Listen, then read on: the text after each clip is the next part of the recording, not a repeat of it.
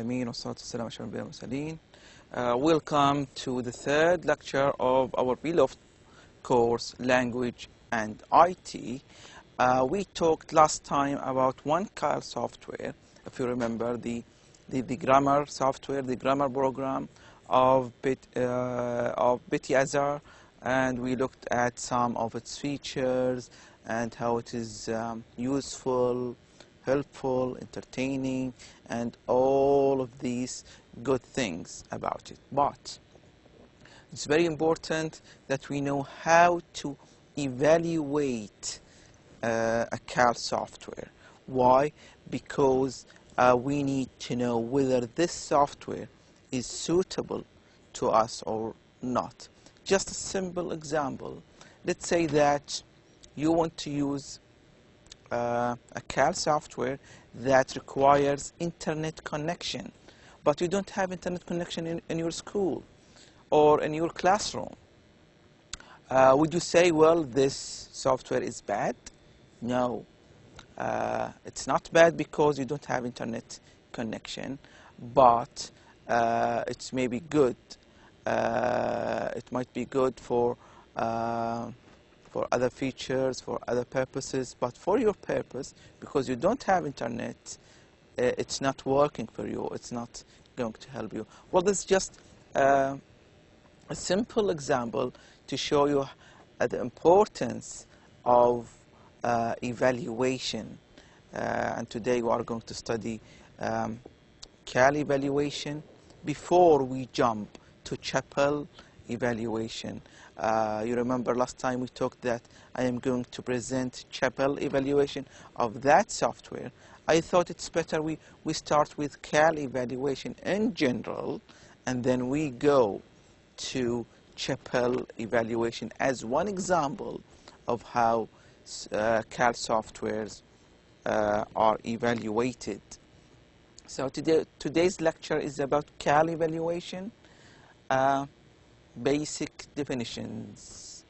CAL software, you remember that we defined CAL software as any software or programs potentially usable by language learners in connection with learning, teaching, or use of language, especially AFL, ESL. That includes both material claimed as designed for this purpose, dedicated, and that not. The latter includes both specific programs like adventure games for native speaker children and generic or content-free software like email or word processing. It also includes whatever hard copy, support materials, booklet, etc. Any software comes with. See further in our introduction lectures. So, CAL software simply is a program, any program that is intended, that is used, that is claimed to be used for language learning, to help language learning, and it is used by learners. It also involves all the things that comes with it. Sometimes it is a CD with a booklet, so we call it CAL software. So it's not necessarily comes in electronic copies, but sometimes it comes with supplementary hard copies. So sometimes you have a CD and a book. Both of them, if they are both connected to each other, they are called CAL software, and we talked about this in the introduction and the first lectures. So this is CAL software. Evaluation, what do you mean by evaluation? It's a matter of deciding whether this software is good or bad, making a decision about the software.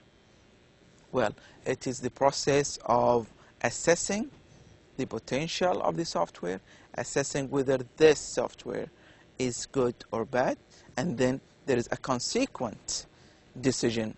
There is something which comes after your assessment or evaluation, which is, I am going to use the software, or no, I am not going to use the software, or no, I am going to use the software if I can change or amend something in the software. So this is evaluation of CAL software, and we will see its importance as we go explaining CAL evaluation. So it's a matter of judging the fitness of something for a particular purpose. Hutchinson and Waters, 1989, page 96. So it's a matter of you judge whether this software fits your purpose or not. Evaluation, therefore, implies an activity where something is declared suitable or not, and consequent decisions are to be made or action taken. Well, yes, this is what I said. It's a matter of declaring the suitability of the software, and there is a consequent decision, a decision that comes after this analysis or evaluation. Evaluating something, therefore, is not the same as researching it, though research may be done to find out things which then inform the value judgment and hopefully make it better. Research on its own may just end up with information, not judgment and action. Well, someone would say, well, if we do this, it's like a research. If you remember, you took research methods and design with me, and we said with research, we are trying to find better conclusions, we are trying to find better solutions, and this is research. It does not necessarily entail actions, taking actions, or judgments. In research, you just say, well, this is good or bad. And you don't have to make a decision. Why? Because the decision is not yours, maybe, or it does not concern you as a researcher. You just research that particular software, and then you leave the decisions for others. So this is evaluation, basic definitions. CAL software and general teaching materials and tasks. A parallel, yes. And I remember that I said this, and I need to re-emphasize the importance of this. Well, with teaching materials, if you want to select, for example, a book for your students, you would go the same process if you want to select a CAL software. So they are parallel procedures, a parallel process of selecting teaching materials. Selecting CAL software is almost the same like selecting a textbook. Why? Because this is called teaching materials. You need something with you. You prepare something for your students. And this is the core of your classroom. Imagine that you go to classroom, you don't have a textbook, or you don't have anything to say for your students. You need to have something called teaching materials. Not only a textbook, maybe you need a board, a smart board, maybe you need a projector, maybe you need a computer to conduct your classroom, depending on your classroom. Here, I'm trying to teach you in this studio with a smart board, with a lot of technologies, with this scanner. Well, I need a lot of things to do my class. Teaching won't be possible with all of these equipment. Also, I need these slides. So these slides are the teaching materials that I am teaching you from. I prepared all of this at home, and I prepared myself mentally, physically, to come to explain all of these slides for you. So I try my best to find some materials for you from the internet, from textbooks, from different resources, and then I prepared a whole complete, hopefully complete, class for you. So all of this process is similar to what one would do with normal classes. Even if you have a ready-made textbook, you need to read it, you need to prepare, you need to check your understanding of the materials before you go to your classroom. Otherwise, a lot of embarrassment would happen with your students if you don't come prepared. So it's the same we need to emphasize this that choosing CAD software is can be as hard as normal classrooms with normal teaching materials. Some would say, well, no, the CAD software is just a game, it's just a fun. I can select anything for my students and give it to them. No, this is not the case. You need to know that selecting CAD software can be as hard as preparing normal teaching materials. So much of what we say below about evaluation of CAD software is similar to what one would say for materials evaluation. Generally, in language teaching, CAD software is often analogous to an individual exercise or task in a book, though some series of CD-ROMs constitute entire courses and so are parallel with complete course books. The parallel is valuable up to a point. There are some important differences, however.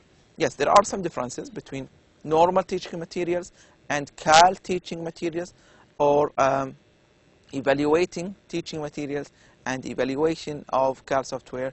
There are differences, but almost similar.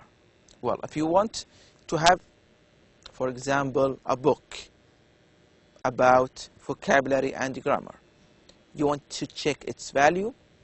Is it going to teach your students easy vocabulary, suitable for them? Is it colorful or in black?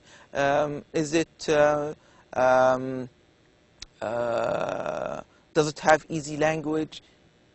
The same you would ask for CAD software. You would say, well, is it suitable to them? Are the vocabularies in the CAD software suitable to my students, and etc. So it's in principle the same like normal classrooms. Firstly, a book is not typically dynamic or interactive like a program. By contrast, may not always present an exercise the same way every time you use it, and can usually give some response to the user dependent on what they click or type in. So here is one difference between, let's say, a book and a CD or a DVD with the same teaching materials. The book is not interactive. It does not interact with the students like what we saw previously in the grammar software. If you click on something, it interacts with you, gives you the answer, gives you whether it is correct or not, gives you maybe explanation of difficult words. This is in the CD, but in the book, no, it's not interactive. That's why CAD programs have often been seen as replacing a teacher rather than just teaching materials, though that clearly does not fit all software. Yes, some would say, well, with some or certain CAD software, it can replace a teacher. Why? Because it takes the role of a teacher. If the software tells you what is right and wrong, it gives you the rule, it gives you some feedback, and it explains to you difficult words, well, then you don't need a teacher. Why? You can stick to the software and it can teach you what a teacher can do. However, not all software have these features, so we cannot claim that all software can be replacing teachers. Secondly, a book is more limited in its media capability. CAD can involve sound as well as pictures, diagrams, and text, all in the same package. Yes. In a book, you can find sometimes pictures. Sometimes it comes with cassettes to play, but with a CAD software, be it on a CD, on a DVD, on a flash memory, a program on the computer, a program on the internet, an application in your mobile phone, they are different. Why? Because they have more capabilities of sounds, pictures and a lot of other features that a book does not have. Thirdly, use of written materials has few technological prerequisites. Eyes and a desk to put them on will do. CAL, by contrast, requires computers, network access, etc. So written materials, like a textbook, it requires what? A chair, a desk, and a pen. And students can write. But with CAL software, you need what? You need a computer, sometimes connectivity, network, internet, mouse, maybe you need printers, and etc. So these are some of the differences between normal teaching materials and class or CAL teaching materials. Fourthly, the language content of material in a course book is essentially unalterable, while some CAL software allows authoring. Well, if you have a textbook, it's difficult to alter, to change the textbook. Why? Because it's already printed and finished. But with CAL software, there are some CAL software where you can author, where you design your own exercise. And we will have some examples of crossword where you can build up your own crossword. You know the crossword in the newspaper, where you fill in some words in a certain, in some rows and in some vertically or horizontally. You can design your own crosswords for your students, and hopefully you'll have time to look at that later, inshallah. The teacher can put in his or own choice of text, word, etc. for the program to make an exercise out of. This is what I told you. The teacher can put his own input to produce an exercise. In fact, some software such as word processing program is essentially content-free and is nothing unless someone enters text to make an exercise or designate a task for learners to do with it. Well, with word processing, we claim that it can be a CAL software, but a word process is nothing, has nothing, unless you type some exercise in it, you type a text with some questions, and then it can be said to be an example of CAL software.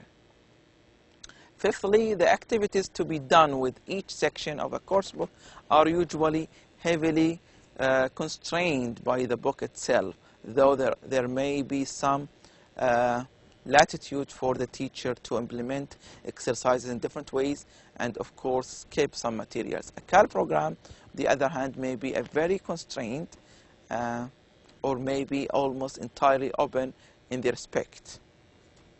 Well, yes, in a textbook, you are stuck to some exercises.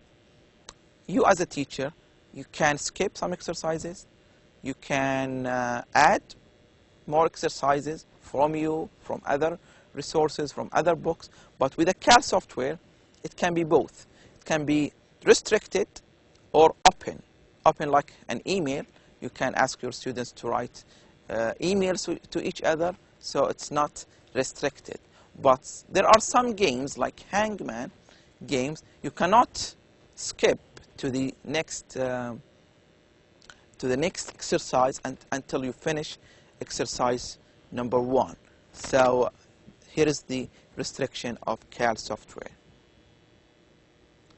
The last two are important for evaluation, as they make it hard to draw a line sometimes between evaluating the software and evaluating the specific language material a teacher has put in, or a specific task done with the software, which is not determined by the software itself.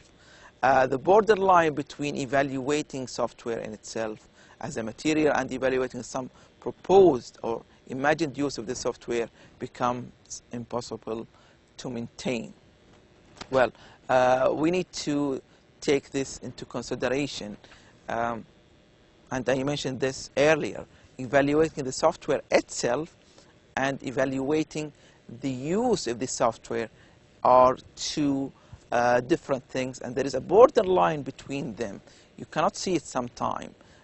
The software itself, as I said, may be very good, but the use of the software sometimes can be bad, either because of the teacher cannot use it, either the students cannot use it, or there are some practicality issues. You don't have internet connection, you don't have computers, the electricity went down, and a lot of things, which makes, for example, the use of the software was not successful or was not useful at all. The importance of evaluation. Evaluation is one of three key aspects of CAL that need consideration, as I mentioned last time, but we need to emphasize this: creation, use, and evaluation. As we said, designing the software last time, implementing the software, and then evaluation. Our today's class is about evaluation. CAL shares one important thing with teaching materials and tasks in general. All these are under-evaluated. Just as the new course books and types of tasks are constantly being proposed and promoted by their creators and adapted and used, so are CAL programs and activities. Chapel, top of page 10. What rarely happens is any proper evaluation of the value or effectiveness of any of this by teachers or researchers. Well, this is saying that there are a lot of CAL software being proposed, promoted by the creators of these softwares. Anyone who creates a CAL software wants to promote his software or application. With this increase of applications, we need evaluation to evaluate the effectiveness. Is this application going to be effective in my classroom? Will my students like the application? And this is very important. Correction: some teachers may well do a lot of evaluation of what they use, but if so, it remains within their personal teaching process and is not published. Hence, we have no idea how much of this goes on or what evaluation methods and criteria are used. Furthermore, nobody else gets the benefit of the information arising from the evaluation. And this is very, very, very important. Imagine that you are a teacher and you did evaluate very good, robust, strong, useful evaluation about a CAL software. The problem is we don't know about it. Others don't know about it. Why? Because it is kept for your personal stuff or personal needs. It's not published, so other people would look at it. So we don't know how much of evaluations goes on in your classroom. Maybe you did it once, maybe you did it every day, maybe you did it monthly or weekly. We don't know about the criteria you used. Even if you publish, well, you would say, well, this is a very good software. We don't know about the criteria. So you see, there is some difficulty in CAL evaluation, and we need to be cautious when we take from other people's judgment or from other people's evaluation. The three key components in CAL evaluation. Mostly evaluation cannot be done in the abstract. Things are rarely universally good or bad. With CAL, you may feel some programs have features which in no situation would be any good. Yes, sometimes you would feel, well, this software will not never be good in any situation. Possible candidates for universal status could be software glitches. The program crashes whenever the help icon is clicked. So again, we cannot say, well, this is a universal judgment about the evaluation. What is good with you is maybe bad with others. What is bad for you is good for others. Unless we have some universal signs. Let's say that everyone goes to a website, they click in a link, and it's not working. Well, then if everybody is having this problem, then we can say for sure there is a problem with that software or with that internet link. And inaccuracy of language, multiple choice exercises where the option counted as correct is actually wrong. Yes, unless we have, for example, an exercise with some mistakes in the multiple choice. However, a lot is really relative, and it is as well to start off thinking of everything as potentially relative than the reverse. Evaluation of CAL is a situation-specific argument, and this is what I want to tell you. It is a situation-specific argument. It is specific for your situation. You cannot say, well, from my point of view, this software is good. As I said, maybe for others it's bad. So it is specific for your situation, and you need to pay attention for this. It is a situation-specific argument. We cannot say it is universally specific argument. No, it is situation-specific, specific for your situation only. Clearly, most features may be good for one type of person, situation, but bad for another. This is what I said. For example, the kind of vocabulary included, the kind of computer knowledge required to work it. This is as true of general materials evaluation as of evaluation of CAL specifically. So one important aspect of evaluation is to establish the specific users, learners and teachers, situation purpose that you are evaluating the materials for. This is very important. You need to establish who the users, who are going to use the software, the learners and the teachers. Do they have some computer knowledge, or are they computer illiterate? And then you need to establish the purpose of using this software. Does it have a purpose, or you just want to use it without a purpose? You need to have a purpose for using that software. This means that you cannot really evaluate without also thinking of how the material will be used in the learning and teaching process. Yes, you need to think of how you are going to use it. It's not just play the computer and you ask your students to do it. No, you need to think of how you are going to use it. Even your hand movement, your gestures with your students, everything needs to be thought of before you use the software. It's quite possible for one and the same program to seem good when used one way with a class and bad used another way, or with a different class. Yes, sometimes you have two classes. You go to the first class and it's marvelous good, and then you go to the second class, it is completely bad. Why? Ask yourself.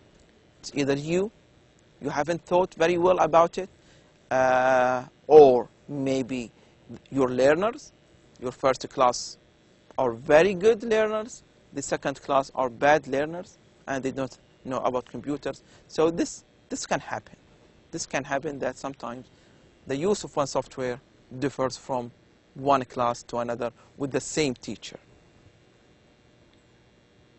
Software and materials evaluation in ALT, English language teaching, then can be seen as an activity where you match materials to teaching, learning situations. There are three things to think about. A, the nature of the materials. B, the nature of the target language situation. And C, a rating or judgment to make of suitability of one of the above for the other. Well, yes, so we need to know the nature of the materials. What is the nature of the materials? Grammar, vocabulary, listening, text, oral, written, blah, blah, blah. The target situation, well, if you want to use CAL software, you have a purpose, you have a target. What is the target situation? I want to teach my students how to speak English at the airport or at the restaurant. So I am going to have some software to help them, and then a rating to see the suitability of A with B. Don't want to spend a lot of time on this. One may, of course, do that for just one piece of software at any one time, but it's often easier to evaluate two or more programs of the same type together. Comparisons are often revealing. In addition, one may often usefully compare a CAL activity program with a non-CAL open pen and paper counterpart, as has widely been done in writing research, pen versus word processor. One way to do it is just to compare pen and paper materials with a CAL software, like ever been done with people comparing between writing, handwriting, with typing on computers. Are there any differences between the two? This has been done and widely researched. This is one way of evaluating the software. And one good way to evaluate CAL programs is to have more than one program, just to see the best one out of them. Furthermore, you can deal with the above three components one of two ways around. You can think of a specific type of learner, teaching situation, required activity, etc. first, and consider whether or not each of a set of materials separate activity in a software package would be suitable or not for that one case. A teacher in the field is likely to work this way. Would this suit my class? It's certainly easier to produce a clearly focused evaluation that way. Note, in this course, the idea is not just to evaluate CAL for ourselves as users, but to think further a field of some potential learner user type. So one way to do it, as simply, you take software, would this suit my learners? And you judge for yourself. Does it suit your learner or not? As simple as that. You can start with the materials program and consider what range of people, situations, ways of being used, etc. it would suit and which not. Yeah. Sometimes you take the program and you would say there are different situations that are useful to your learners, but there are others which are not useful to your learners, be it for cultural reasons or be it because it does not suit their levels. Let's say that you have in the program situations like at the airport, in a hotel, at a restaurant, and then, for example, let's say at the church.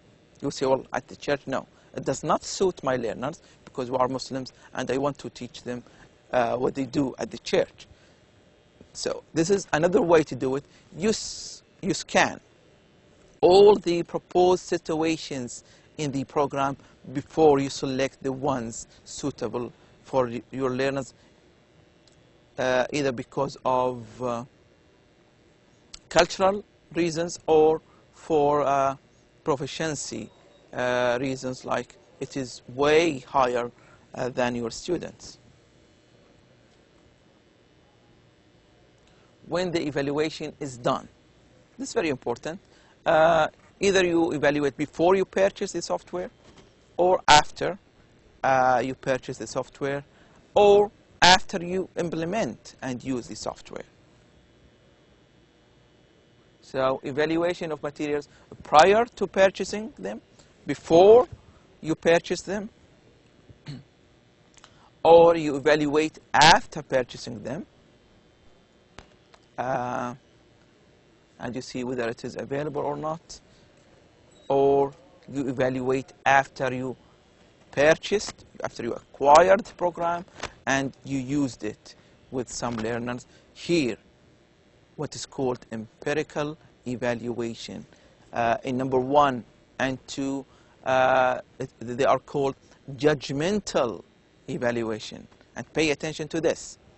Number 1 and 2, judgmental evaluation, because you judge the evaluation before you use it. If you use the software or program with learners and then you evaluate it, it's called empirical evaluation. It deals with empiricism, or empirical or practical evaluation. This account is focused more on 1 and 2, since most of us are not teachers who have just been using CAL with any actual learners. Yes, you are not teachers. So what concerns us is number 1 and number 2, unless you are really teachers, so then number 3 would apply to you. Who evaluates?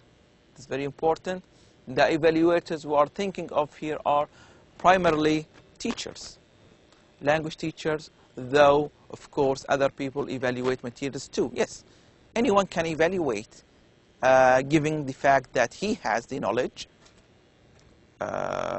He's, for example, a linguist, a technician. He has the required knowledge for evaluating software. So this is very important. Applied linguists, reviewers of software in the realm of CAL, it is especially necessary for teachers to be good at evaluating. Yes, if you are a teacher, you need to be good at evaluating. Otherwise, maybe you miss up with the whole course, with its objectives and its materials. There is a lot of poor material about publishers are especially prone to hype. Curriculum designers who might evaluate to choose suitable coursebook for a course are less likely to extend this activity to CAL. So the job is left to the teacher.